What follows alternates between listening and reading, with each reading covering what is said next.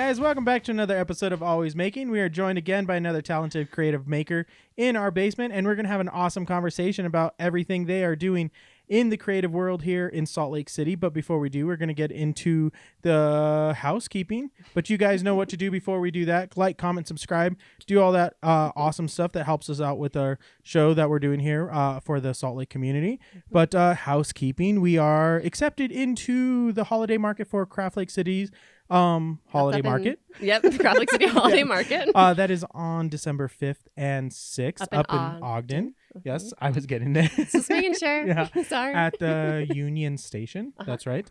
And then, but before that, we're in November. We do have the Small Biz Bash on November 16th. That's at Copperhive Vintage. That's another fun show. We do enjoy hanging out with those guys over there. They're great.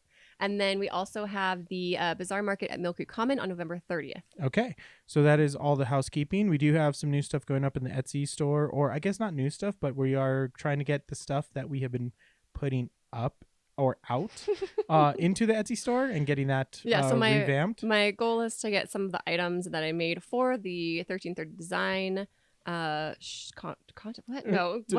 show. Design showcase and market. Thank you very much, which we'll be talking about tonight. But my goal is to put some of those pieces up in the Etsy shop, so keep an eye out for those. So that's going to be getting in there. But you already hit on it. But we are wrapping up the fashion show this week. When this episode came out, Christy put up some of the photos from the fashion show. We finally got around to editing some of that stuff up. But we are joined by Kimber from Maekshift. And one of the awesome, talented makers we met at the fashion show. We've seen your stuff around in the community. We haven't really had a chance to meet with you till this final year with the fashion show. This is your second time doing I guess it is the second fashion show, but you've done two now. So it's been great to actually meet you and see all the cool stuff you've done. It's great now that we got to get you in the basement and have some great conversations with you now. But we do want to talk about the fashion show. But before we get to that whole side of things and wrapping all that up for both you guys here, we want to talk about everything you're doing in the community, how it got started, where it all got started for you, because you've been doing this for quite some time. I want to get into the clown Couture. Thank you. I was like, I know how to say it, but I completely flubbed on that. But you started, before you even got into the clown fashion side of things, you were doing upcycle retro fashion. Is that a good way to put it? Or how do you describe what you do? Well, so before I got into clown, I was doing the curated vintage aspect side of things, and I was still doing handmade, but I was mostly just making like 60s and 70s, like whatever called to me. And then that's it. And I was doing some like upcycling, but the majority was curated and handmade, I think, once I got to Salt Lake. Salt Lake really inspired me to do markets. It was the first place I'd ever done markets. So because it was the Urban Flea. I went with my now ex-wife, and I was like, oh, I could be doing this. Like, this is really cool. And she was like, I think you should. And I was like, okay. And so then next thing I know, like the next month I got a booth, and I haven't stopped since. So let me ask, how long ago was that? When was the first market for you? I don't know, somewhere like 4 or 5 years ago. But I've been doing like some semblance of what I do now for, I was doing it in Seattle. I sold at a shop there for a year or two, so at least 7 years selling in a shop. But then before that, I was in shops in Oklahoma City when I lived there. So there's been some semblance of what I've been up to since I was in my early to mid 20s. Okay, awesome. Yeah, long time. So what gave you the confidence to start doing your own thing in the market world? Well, I'm not trying to poo-poo on anyone, but I was just looking at what other people were creating or, upcycling. And I was like, but I'm doing it better. Like, I've been doing it longer, and their price points. And I was like, even ask less. And so I was like, well, let me see how Salt Lake likes what I'm up to. Maybe they'll love me. Maybe I'm too weird. You never know. And turns out they loved me. And I'm so grateful. Like, honestly, my friends ask me, how do you like Salt Lake? I am eternally grateful. That's my first thing. Like, I'm so grateful for like the warm welcome I got into the making arts community. It was almost immediate. Yeah. I was just going to say, we feel the same way, honestly, because we moved here about 5 years ago now. Yeah. And yeah, I mean, Yeah. it's amazing here. Yeah. It's wild. Yeah. It's so nice. Like, just how excited people get for your brand, if they are, you know, like when they care, they really effing care. It is one of those things that has really like given us the courage to keep going, is how much the people do care with what we're doing and support what we're doing because of like the community aspect that is here. We found that like I don't know what it is that like that's here like for everything, but like it is one of those like we first attended a few things, I think in the same vein of like just attending and seeing what was there, and we're like, we want to be part of it. We love going to shows, we love supporting everybody here, as you can see with everything around us, with all the different cool art that's here, but we also wanted to be in it and be a part of it in the way that we can be like with it. And like as soon as we were in it, we're like, oh, we don't want to stop. Yeah, it's addictive. Well, I mean, it's the whole reason we have a podcast, because we met so many amazing people and this community is just awesome. So what was your first show experience like? Well, actually it was great. I mean, honestly, for like, I don't know, is it tacky to talk about money? Because I was floored with like, I mean, I think I brought in around for my very first market, like $1,800. That's amazing. Yeah. I mean, that was crazy. And then it just, for the first year or so, it was like that good all the time. See, I don't think it's tacky to talk about money. I think we should be more open about talking about like what people spend, what we make, what we are more open, because the thing I think a lot of people don't like talking about it feels taboo for a lot of people. And I think if people are more understanding of what it takes and what you can earn, and I mean, we've talked about it on the show, like, man, we've done a show and made $50, right?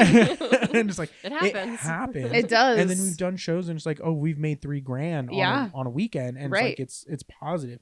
And like there's ebb and flows with shows, and understanding what shows are good, what are bad, and like, hey, sometimes like show costs are too high, and not sometimes worth it. Some shows are like, we like turned down a show the other day. We're like, oh, we were going to do a show that like cost was going to be real minimum, and then it turned into, hey, no, we actually have to charge this. And we're like, you know what, I don't think that's going to be a show that's going to, and it turned out like show didn't actually look that great when we were looking at the socials for them. And we're like, in the end, I'm like, I think we made the right choice of not attending that show, kind of thing.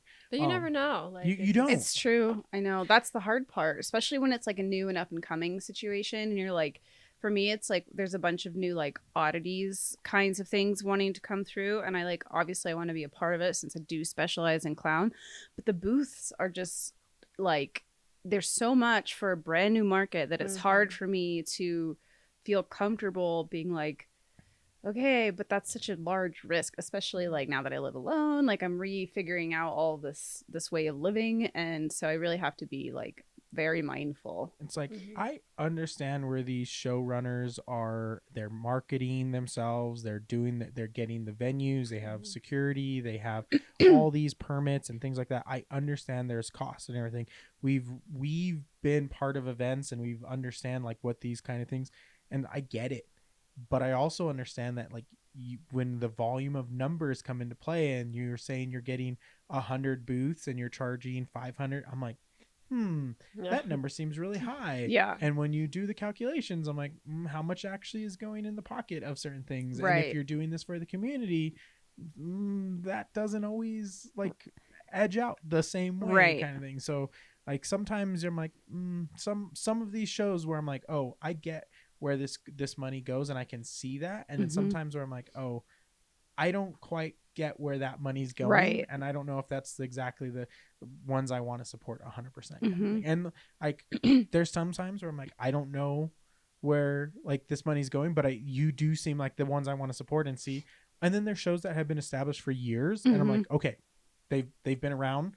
I get why that costs what it costs, and Right. I am 100% on board to support those shows because you've been around for 10 years. Right. You've been around for 20 years kind of thing. We were just talking about, I forget the market, but it's like $1,000 like booth fee.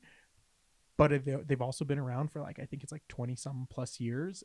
And like the vendors that we've talked to, they make bank off of these shows. And like, if you don't talk about how much you make at these shows with other vendors, then you're like, oh yeah, I kind of understand it. But then it's like, okay, as a small business, do I really want to spend $1,000 for a Right. booth? Like, it could be rewarding. So At that point, I'm going in with a buddy. Yeah, I'm like, you know, you kind of like, you have to outweigh your options in that kind of sense.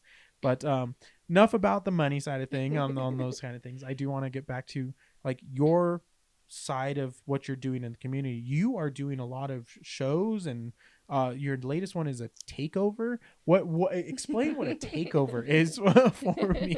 well, honestly, I wish I could tell you more. We were discussing earlier, the gal that invited me, she said that she'd had this idea specifically for a while about wanting to do like a Halloween carnival, and obviously wanting to make me the center of it because I do specialize in clown, and she's been wanting to work with me.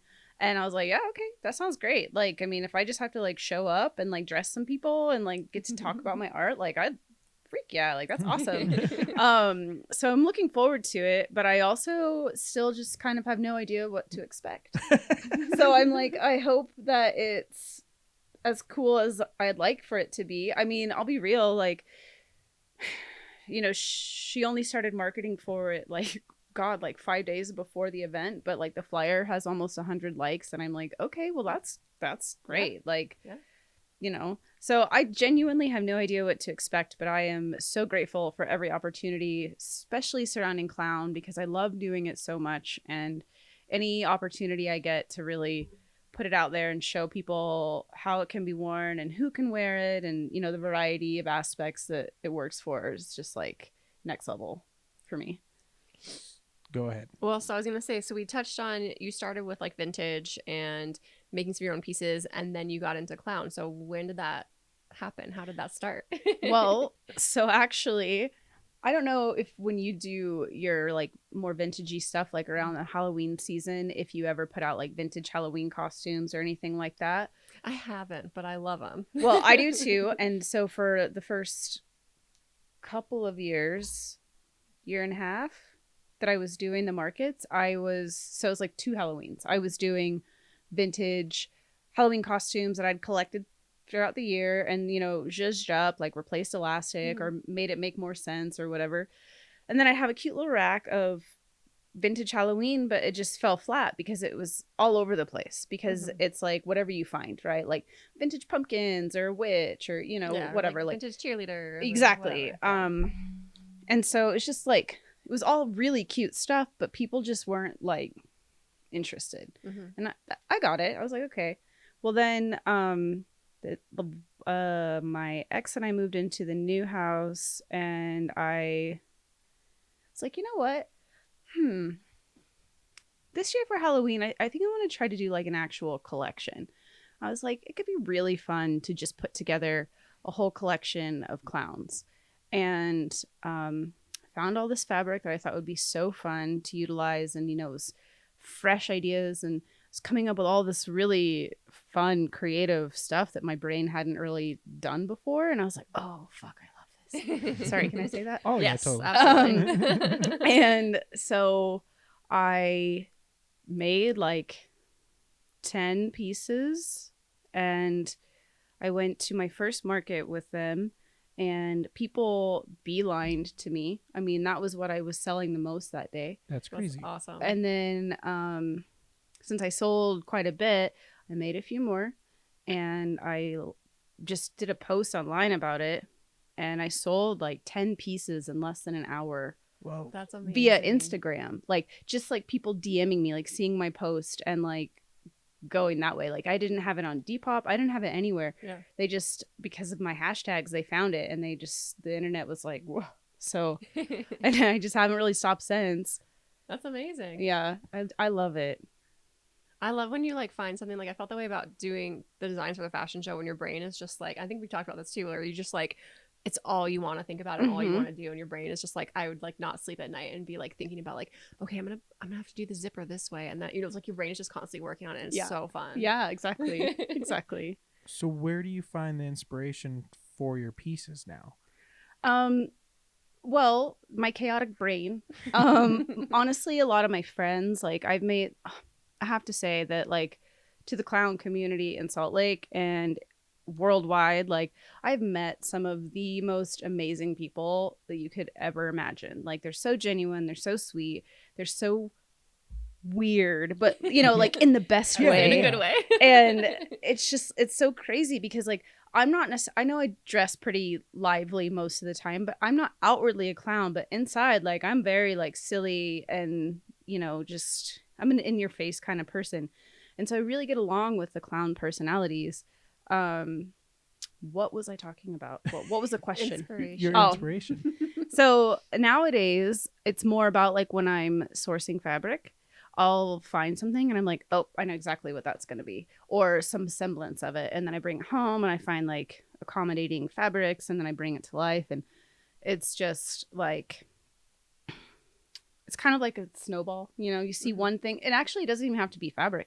Like, I had some red bells and I was like, that's definitely this, or like I found these like gold heart bells one time that were so random. I saw some corn on yeah, exactly. on one of your pieces. Well, I was like, I mean, I'll be real. So I'm not afraid of sourcing from just about anywhere. Like estate sales, thrift stores, the bins is great for fabrics or like random toys, And I found a bag of vegetables and I was like, I can definitely fuck with that. That could be a clown. And I didn't even, the girl I forget where she is, but she goes by Jessa Flux. She's amazing. She's like a B-C horror movie star. Anyway, she's amazing. She's silly and I love her.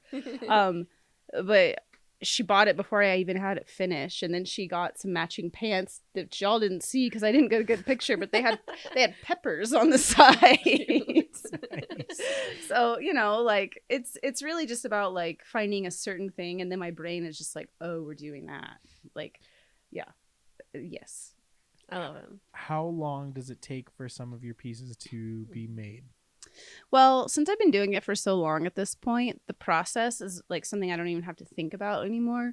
But if it's like the newer stuff, like the ruffle chaps or some clown that might be more patchworked or more delicate fabrics, like the chaps that were in the fashion show, those probably took me like probably between like 6 and 10 hours, somewhere in there, just between the cutting and the measuring and the doing. But like a regular clown, I can usually get done. Like if it's just like a dress and a ruff, like that's like 2 hours or so, or but then I have to take into account like the sourcing the materials plus like the process, like because the process doesn't get sped up overnight, right? Like just because I'm quick at it doesn't mean that it's like worth less. It's just 100%. Yeah, it's like a an expertise at a certain point. So I mean, your time and effort of your expertise is still valued, right? Kind of thing. Well, let's throw it back to that first collection I was talking about. One of my first jumpsuits I ever made. It was so cool. It was like 90s black fabric with like the like gray and white flames. You remember that kind of fabric? And then like white. But like I got so confused. I had to rip the leg off. Like I had to rip it apart and do it again. I think I'm not exaggerating when I say like 6 times because I just got so confused. Yeah. And that happened for a while, like eventually I got smart and started like pinning things so I'd know exactly what piece it was. But like I don't have to do that anymore. Now I know exactly what I'm doing. But like it took me a while to really get it nailed down so that I wasn't just fucking it up all the time. Yeah. Do you have a like set pattern that you're using primarily for your stuff? I do. Forget which one it is right now, but I do a lot of like editing to it, though. It's more like a template, and I go, I do a lot to it, like a lot. Just you kind of have your basic block that you start with, and then go from there. Mm-hmm. Are you making new pieces that you're creating? Like, let's ask it this way: how often are you like revamping, making new pieces to your collections? and like releasing new stuff out to the world? Well, in terms of like new design, not as frequently as I would like. That stems from basically like the tried and true kind of thing. But now that I've moved my studio and I'll have a little more like intimate time with myself at my home with my studio, I feel like that's something I really want to focus on, is taking what I'm doing and like editing it to make it extra cool and just different. I have some really fun ideas, but October is not the month. Yeah. Especially for me, like with the clown, like it's a whole thing. Like, and today alone, I actually had 3 different people come by my apartment to pick up commission work. Yeah. Wow. So like, your girl's tired. I believe it. October is probably your busiest month, or maybe September, October, leading up to Halloween. Yes, and Pride. Pride gets pretty busy too, which I love. Because actually, I will say during that month, I like to make like skanky clown, like I like to make things really short or really sheer, and then once we get into these months, like I do like to do like Christmas clown. That's really fun because like one year I made one and I called it Saturday morning pajamas. Cute. And sold right away. It's like, and then I made a snow angel, sold right away. Like, cute. It's just fun. Like, I have a background in marketing, and so for me, it's not just like the piece itself, it's the way I get to like make it come to life, Create a story around it. With your sourcing for material, you're doing a lot of like recycled materials, like vintage pieces and stuff like that. What is your sourcing like? Are you like daily looking through thrift stores and vintage? Are you hitting up the Goodwill bins and stuff like that? Or do you have some like gem places that you're hitting up pretty regularly and don't want to like share your sources? Honestly, I don't have any gems. Actually, maybe you know this place. If you don't, you need to go. It's kind of far. You probably do know it. I'm going to represent because they're amazing. They're called Making Space. Yes, I've not been yet. They were in Springville, and then they just relocated to Provo to a bigger space. I haven't been to the new space yet, but when I had my fabric purge, people were telling me about how great it was and how big, and like I was like, oh, great. Like I love that for them. So if I have like specific ideas in mind that I know I need specific fabrics for, that is where I go, because I try to just explicitly utilize recycled fabrics and trims. Sometimes, like with the trims, it can't be helped. Like if you need an exact something, especially for like a commission. Really, I would say the only thing that I use that's new is like elastic and thread, because you can trust the integrity. But otherwise, I actually haven't been sourcing in so long because, really? Well, I guess the last time I went was when I was visiting my mom in Oklahoma, like during early August. And actually, a lot of the fabrics that made it into my fashion show were from there, and that felt really fun for me because it was like bringing my home to my new home kind of thing. But yeah, I know I need to. Like, I don't need to. Like, I don't have any more room. Yeah, but you always need more. Yeah, well, that's the problem with like secondhand, right? Because it's like one thing if you utilize new stuff, because you can just go to your favorite fabric store and pick it up whenever. Like, if it's a good print, they're probably gonna reprint it, you know. Yep. But like when it's vintage or secondhand, like, girl, you gotta snap it up. Yeah, we know that struggle. It's rough, but I love it too. Because I actually do not get inspired when I go and look at fabrics like, Michael's. Well, obviously Michael's, but like even at Joann's, like I won't even use the H word because gross. Yes. But like I go in and I'm like, well, these are cool, but what's interesting is it actually sort of seems to inhibit my creativity. Yeah. Because it's so much. Yeah. Versus, it can feel overwhelming. Yes. Versus like if I find like a distinct piece of fabric that's, certain size, I have to think within the realm of what that can be. And then my brain is like, I got it. All right. This is what we're doing. And I love that. Yeah. Creativity and the limitation is, I think, a lot more open than it is when you have overwhelming amount of like options. You're like, you kind of get that, you start spinning. It's right. I don't know what to do. Well, and then I also I question the quality because it is new, and it's just like a whole thing. Yeah. like whenever we're traveling, it's always like, can we hit up an antique store? Can we hit up a thrift store? Can we hit up like some random like thing and see if we find something cool in there, and then figure out if like, oh, can we make something from that? Like, is there room in the suitcase to like shove some stuff in? Always. Yeah. Well, we just visited family, and like Christy got all kinds of like vintage fabric from a family member. That's well, it was my great. I believe it was my great great grandma who had started some quilts, did all these like hand piece quilts, and she didn't finish them. My aunt was like, "Do you want them?" And I was like, "You're just gonna give them to me?" Like, of course I want them. Oh my gosh, that's amazing. Yeah. So they're gorgeous. Like Christy, we got a suitcase filled with so we're like, well, we need like another fabric suitcase and quilts and stuff. And then she also had all her grandpa's cameras that he had. That I came home with all the cameras. So I'm like, this is the best trip ever. That happened to me a few years ago. I went home to visit my dad and stepmom, and my stepmom, I don't know why she got it, but she got my great grandma Valberg's big trunk of patterns. Oh my goodness. And she was like, I think she actually said like, anyone asked if anyone wanted it, and I thought maybe you'd want to go through it whenever you came through. And I was like, yeah. And so I mean, I kept well over half, and obviously what do you do with those, like, if you're flying? So I just went out and thrifted a suitcase and used it as my carry-on because it was so heavy, and I just was pretending like it wasn't. This is so light. It's like a suitcase. I'm just not dragging this behind me. Yeah, we were like weighing it, trying to figure like it's under 50 pounds. It's under 50. It was like literally like 48.9 pounds. We're like, we made it onto like the check-in bag. Yeah. Like, we were like, had to like check it, at the counter. Yeah. Like, put it on the scale, and I was like holding my breath. I was like, please be under 50 pounds. Please be under 50 pounds. It's like, okay, we made it. Okay, cool, we're good. It's like, Mom, don't even stand too close to it. You're gonna add weight. Yeah, don't breathe on it.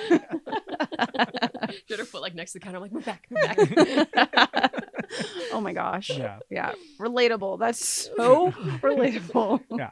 I like carried my like carry-on backpack. Like I took 3 cameras with me, like to take like photos of the trip and everything. Yeah. And then I ended up coming back with like 6 cameras in my your backpack, plus just, the ones in like, the suitcase. In the suitcase, and just load. I'm like just carrying all the cameras on the carry-on and everything. We're like, whatever will fit. Yeah. Like Christy, we're gonna put a camera in your backpack. We're gonna put you get a camera and you get a camera. See, Junior, camera under your shirt. How big is that backpack you got? This tiny Sesame Street one, you mean? Exactly. Polaroid will fit. It'll fit in there. It'll be fine. But I want to talk about you guys' both, because you guys both did the fashion show there at Mill Creek. Christy, we saw the series that you did for the fashion show. We did a little bit of talking about it on the last episode, but we didn't really get a good wrap up of how it all went for you. Kimber, your experience getting into the fashion show, we want to talk a little bit about how that led up to you. You had 3 pieces as well in the fashion show, so we want to give you a little bit of time on how getting to that whole thing, how it went for you. This was your second experience at the fashion show. Did you do any fashion shows prior to Mill Creek's fashion show, or was when you did Mill Creek's fashion show, was that your first fashion show experience? I have done a variety of fashion shows throughout the past. Actually, one that was really fun. My friends used to run this sort of horror festival in OKC, and they called it Underground Monster Carnival.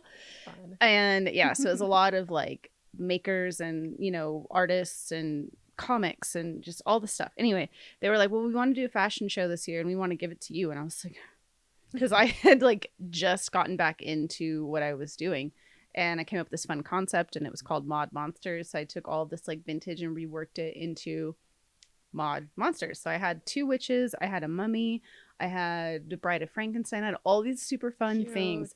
Yes, very cute. But then actually it was good that I sort of, what do they call, like wet your whatever on it, cut your teeth, whatever. that one. Because I did it, and I was like, I loved the look of everyone, like everyone did great. But then after it was over, I ran outside and found a bench far away and just had like a full-on panic attack. And I just hid. I hid for like an hour, and the models were like, "Where's Kimber?" And my friend that put me up to it was like, "Yeah, where is Kimber?" And I was like, "Ah!" Like, I get it. yeah. So when by the time I'd had other ones after that as well, by the time I got to the Mill Creek one, I was just feeling like excited and confident to put forth like the things that I love to do. So How Felt much? less of a big deal. yeah. Well, actually, no, it always feels like a big deal. It feels like an honor to be a part, but I'm not so stressed because now I trust my abilities a little better and I trust my art a little more. And I think more of what I'm making aligns with me intrinsically. And it's not just like, oh, I have to create for this certain event. You know what I mean? Mm-hmm. Was there any of the shows or the fashion shows that you've done in the past have any of the market aspect tied to it as well, like with the Mill Creek done as well? So the Underground Monster Carnival one did, like, I had a little booth set up and the clothings from the show were going back into my booth.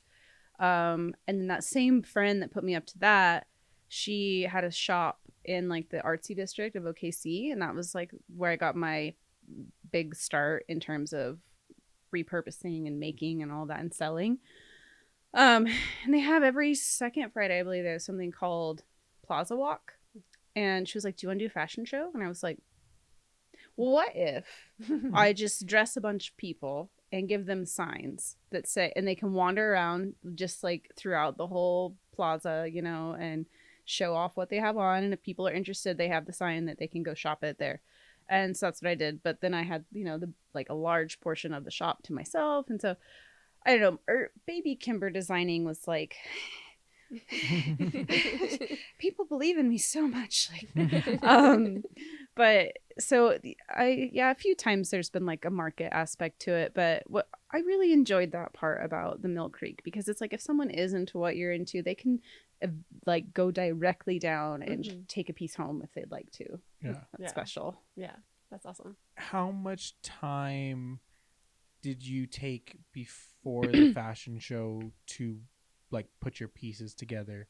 Because I know Christy panicked for like 3.5 months. Like once she got the like word of it, like it was like complete panic mode. Well, of like, I didn't have an entire like collection to pull from. I was like, oh, I need to fill an entire booth, and I have nothing to put in it, like literally nothing. Yeah. So well, so at first I felt good. I was like, oh yay, I'm in again, like this is great. And then this is fucking snowball. Okay. So shortly after I got in, I decided that the relationship I was in wasn't for me. So I left that. And then maybe 3 weeks, I got my own place. So I was couch surfing for 3 weeks. Had been in my new place for 3 weeks. And then I got a phone call that my mom was not doing well. oh no. So then I had to go to Oklahoma for, again, 3 weeks.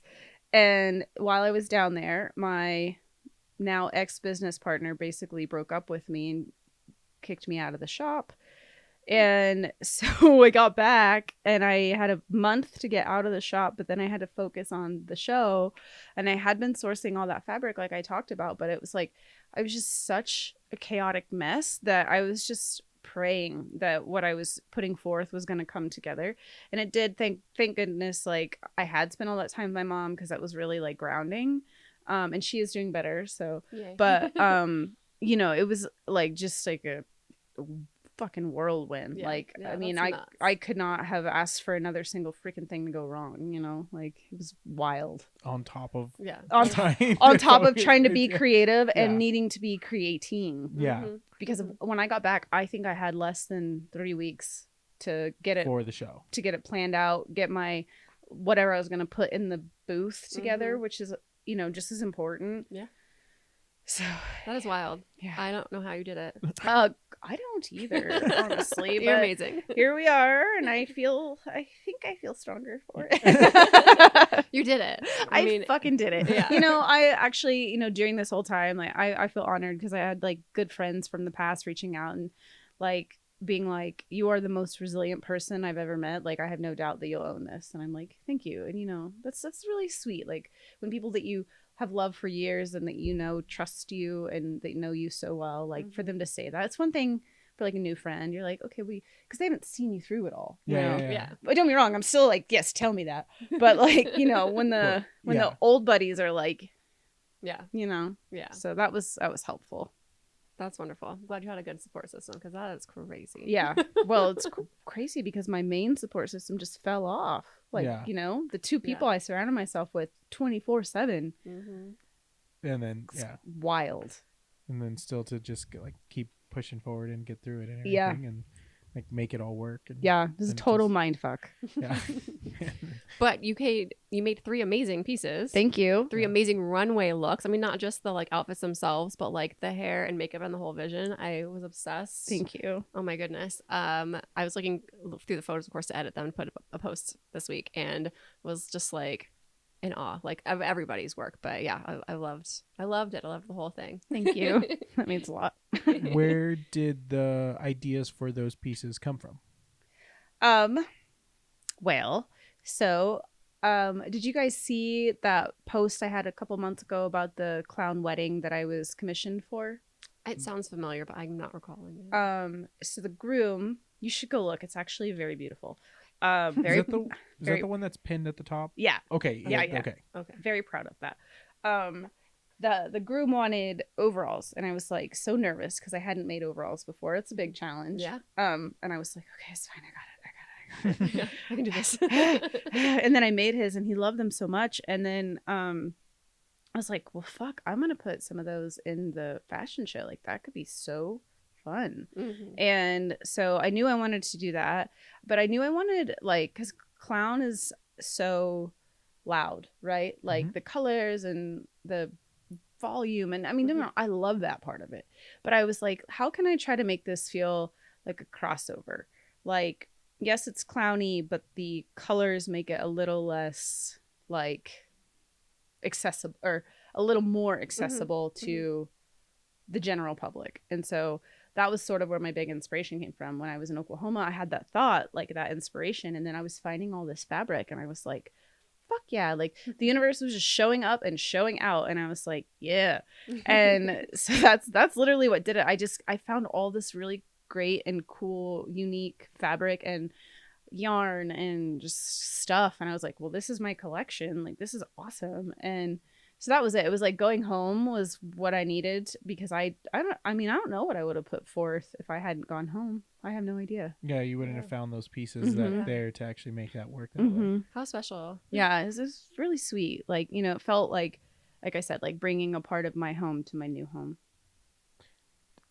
Do you still have those pieces, or did they sell yet? No, I still have them because they're all pretty pricey. Yeah. Like, I think on it, they're all above $300, but that much effort, worth it. Yeah, you know. Yeah. And it's that same situation. Like, I know Christy struggles a little bit with the pricing aspect of the pieces. I never know what to charge ever. It's always hard. And that's a question. How did you come to being comfortable pricing your pieces that you at the prices that you like price at now? I get, that was a word salad, but I got it. I think I figured it out. I think I can address it. Yeah. See what I did there? Yeah. Honestly, it's just been, I've been doing it for so long, and it's like, just, it's actually, okay, I say I can address it, but it's kind of hard to say. It's like a blend of like your expertise with your creative mind, because no one has it, plus like what you're offering, and just like being an artist and wanting to pay yourself a fair wage, especially for something that you put a lot of effort into. Like, don't be wrong, like I don't price everything that high. Yeah. But for those pieces, like specific, I mean, like my friend that was the jester, that was a 4-piece suit, Yeah. So like of course it was a little more. And so it really just depends on what it is and how much effort I have put into it. Like I have some cheaper clown stuff, I have some more expensive clown stuff. It's just what it took. you Yeah. know. And then Yeah. for me personally, I just sort of just make a mental note when I'm creating, like what's more, what's less, like, you know, what is what seems like a fair price to both the person and myself. Yeah. It's always, I think, as artists, we all struggle with like what the value of our Mhm. work is, and like finding what that value is and what people are willing to pay. Mm-hmm. And then like there's times where you're like, man, people charge $10,000 to throw like paint at a canvas, and I you're like, know. and people pay it. And you're like, is that art sometimes? And like, I don't know. Like, yeah, but I know. I Yeah. know exactly. Yeah. I mean, good for them. You're Like, right. do you, And, boo? But yeah. It's like I'm not trying to like discredit like that art or anything. Like it's still like art is like the eye of the beholder, right? Mhm. Like, but like sometimes you're like, it's art because you said it was. yeah, right. Yes. But yeah, it's like it's how much time like we've spent hours like getting to this point. Like when I look back, it's like we've been doing this creative like thing for 20 plus years. Mhm. Like it took 20 plus years to get to this point. Mhm. It's not like we did this overnight Right. kind of thing to get to this point. And like we still are like learning and getting more like skill set every day. Absolutely. Kind of thing. So like not everyone can get to this point overnight. Right. Kind of Well, it's interesting because once you get to that point and you get more acknowledgement, people do assume that you did it overnight, and it's like, girl, like I've been doing this a like long don't you time. dare. There's that story of like Picasso, like someone asking you, hey, draw this like thing on a napkin. Oh, And yeah. then he like wants to charge, I don't remember like how much he wants to charge for the napkin drawing. Like you just drew it on a napkin. And it was like, It took you like Yeah. 30 seconds. Yeah, Like, but, like, no. It took me no. 40 years. Yeah. of Yeah, painting like you're and paying for the drawing expertise, Yeah. like not Yeah. and the creativity. That's the thing. Actually, I'm not going to tell this crazy long story, but this story is so special to me. I had Yeah. when I lived in Seattle, I lived there for about 5 years. I worked at a coffee shop that was underneath some condos. One of the guys who lived upstairs, he worked for a tech company. I don't remember which, but he was annoyed because he made so much money. And like by that, because he recognized in his eyes that people who were artists and creatives were more valuable than people that just happen to go to this school and learn this formula that our brains aren't wired for. So he's like, I could never do what you do. He's like, that's invaluable. And he was hiring different mediums of artists to basically work with this one formula that he literally went to school for. It's like a whole thing. And to put these formulas in the art. And he picked me to do like obviously like textile art. And he's like, I've done some research. The rainy day repair place down the street asks $88 an hour for repairs. So I've decided, since you are a creative and you're working from your mind, that I want to double that for you. And I was like, oh my gosh, I was like, that's a lot. And he's my friend. And I was like, we can reevaluate when I'm done, right? Because I really didn't feel comfortable. And then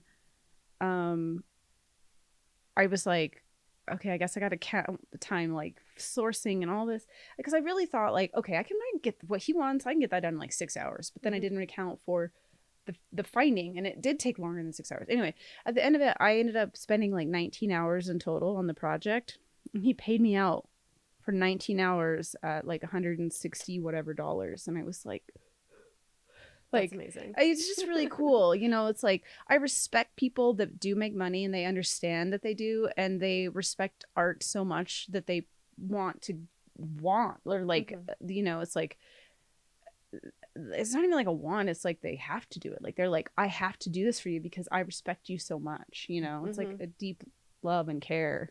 Yeah. Yeah. It's different when you come across someone who like truly values like your time, your skill set, your creativity, your unique perspective, or whatever it may be. Yeah, it's totally like different. Yeah, I believe I might be butchering this completely, but I think it's Ireland was just get done with a study realizing that there's more return in their actual like government because of the investment that they're putting into art, Mhm. for like every dollar spent in art, it's like $1.80 return to like the community, Yeah. like for it. And it's like, so they're investing more into art, Mhm. like with like paying artists and all this stuff, because there's just that much better of a return. I did see that. That's so And I'm badass. just like, and so I'm like, yeah, that's true. Like, Yes. Unfortunately, we are so far removed from that ideology as Yeah, a right? country, but you I know, know. that's neither here nor there, I guess, Yeah. right now. What I did see, I will say, talking positive news, I did see that the secondhand clothing and like accessory market is one of the fastest growing markets right now. Oh, fuck which yeah. is exactly so exciting. Like, down with fast fashion. Yeah, definitely. People are recognizing that it's Like, not good for the you planet. know, I spend so much time in this realm with people like you, like you know all about this kind of stuff. And I started seeing this person and they're like, so what exactly is fast fashion? And I was like, oh, like sit down. yeah. And then I was We like, need to have I a don't conversation. even know how to like I don't, like what's the short version, because like I just go off. I'm like, you know, like, well, it's like, okay, here's a small rant that I have about vegan leather. Certain boot brand that's very popular, they like to advertise their certain line of boots as vegan leather, and I'm like, okay, that's fine. But one time when I was in Seattle, I went into that store and there was this queer person working, and I was looking at all the boots. I also am queer, so it was like from one queer to another. I was like, that's why I beeline for that person, you know what I mean? And they were like, yeah, I love our vegan leather. Like, I'm a vegan and blah, blah, blah. And then I just sort of, they did not have, I just sort of went off and I was like, oh God, like I would love to, like, I understand where you're coming from. Like, I get it. You don't want animals to be harmed in the making of anything. Cool. But you know, like there are certain kinds of animals that are bred for that, and that's gonna keep happening no matter what. But the problem with the vegan stuff is, you know, when we're dead and gone in 10,000 years, there's gonna be some sort of duck with a boot stuck on its head because that will never break down. And you know, I just went on this whole rant, and they were like, all the microplastics that it's leaching and yes, made out of, and yes, all the chemicals, exactly. and, all of and they were just like, oh. Like they just don't think about stuff like that, you know. It's like, and I've actually considered myself a pretty good like reseller, because I have sold vegans fur coats because of that ideology. I'm like, you're not buying it from, you know, Dior. It's not firsthand. Like it was already dead. Like it's gonna, you know, like it's gonna be this or the landfill. Exactly. Like, not that you have to be the person that buys it, but like, right. Let's keep it and out but of. the faux fur yeah. will not, you Yeah, know. And yeah. so it's like, it's just that whole idea.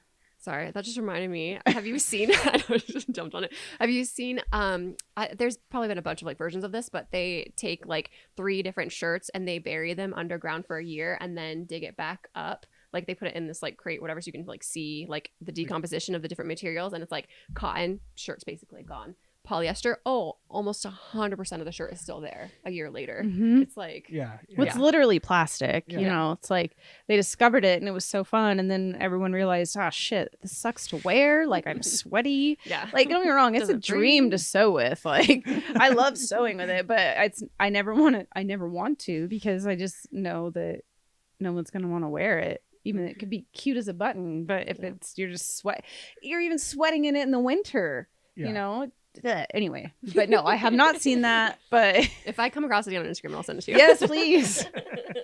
That's fascinating, though. I'd love to see that. Yeah. That reminds me. Have you guys seen those Wranglers that were found, or Levi's that were found in the field?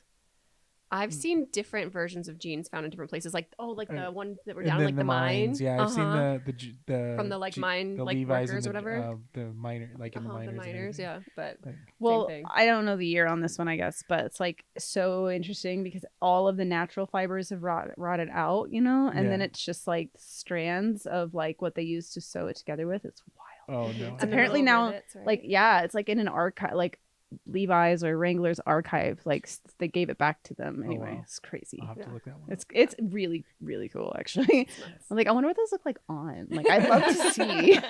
Someone model those. Please.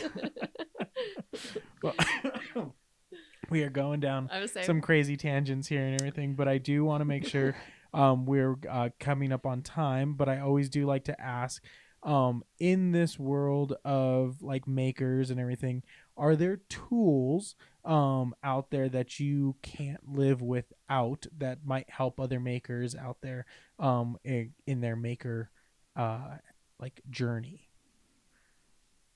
That's a tough one. um Honestly, I guess my biggest tool is just my creativity. I don't try to limit it. And I feel like a lot of people try to put stops on theirs because they're intimidated by the bigness of it, or they're told that it's not great. But, there's only one you, and that's invaluable.